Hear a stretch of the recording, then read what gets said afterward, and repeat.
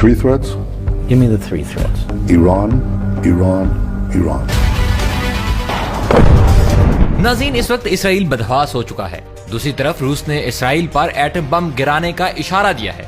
रूस का कहना है कि अगर मामूली हरकत भी देखी गई तो रूस एटम बम गिराने में देर नहीं करेगा। ईरान ने भी जौहरी हमले का इंदिया दे दिया है। जापान, न्यूजीलैंड, बर्तानिया, कोलंबिया, स्पेन और दीगर ममालिक ने भी इसराइल को इसी तरह की धमकियां दी हैं। अब तो बात यहाँ तक आ पहुंची है कि इसराइली वजीर आजम आराम से तकरीर भी नहीं कर सकते। जिस वक्त वो हमास के खिलाफ तकरीर कर रहे थे, उसी वक्त हमास ने हमला कर दिया, जिसने साबित कर दिया कि हमास नेतन्याहू पर नजर रखे हुए है। हमास ने मकामी अशिया से ऐसा असलहा भी बनाया है जो किसी भी सूरत काउंटर नहीं हो सकता। अगर ये जंग मजीद जारी रही तो कई ममालिक एक साथ इसराइल पर हमला कर सकते हैं और इसराइल का नाम मिटा सकते हैं।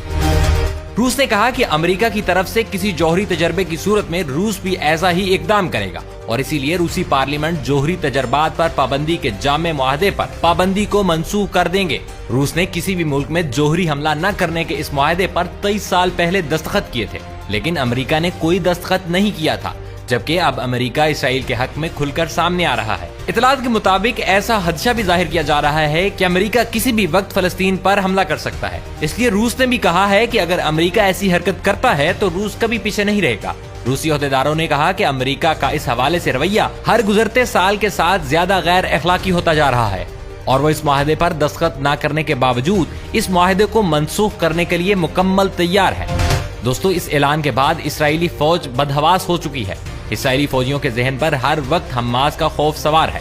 खबर के मुताबिक इसराइली अहलकार ने हमास का जंगजू समझकर अपने ही शहरी को हलाक कर दिया।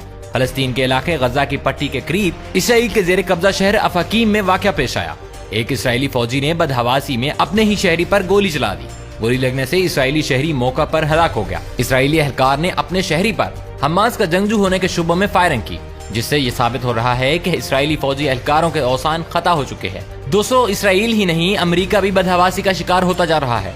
जब से रूस ने एटमी धमाकों की धमकी दी है, तब से अमेरिकी वजीर खारजा इसराइल में हैं। उन्होंने इसराइल से ही ऐलान किया है कि अमेरिकी सदर जो बाइडन बुध को इसराइल का दौरा करेंगे।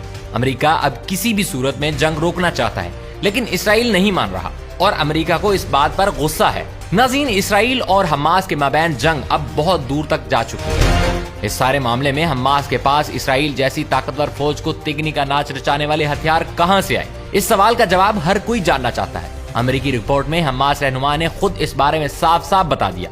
हैरानकुन बात यह है कि हमास कैसे इसराइली, मिस्री, सऊदी इंटेलिजेंस से बचते हुए हजारों रॉकेट्स जमा कर लेती है। ये रॉकेट्स उन तक कैसे पहुंचते हैं और फिर किस तरह उनको फायर करते हैं?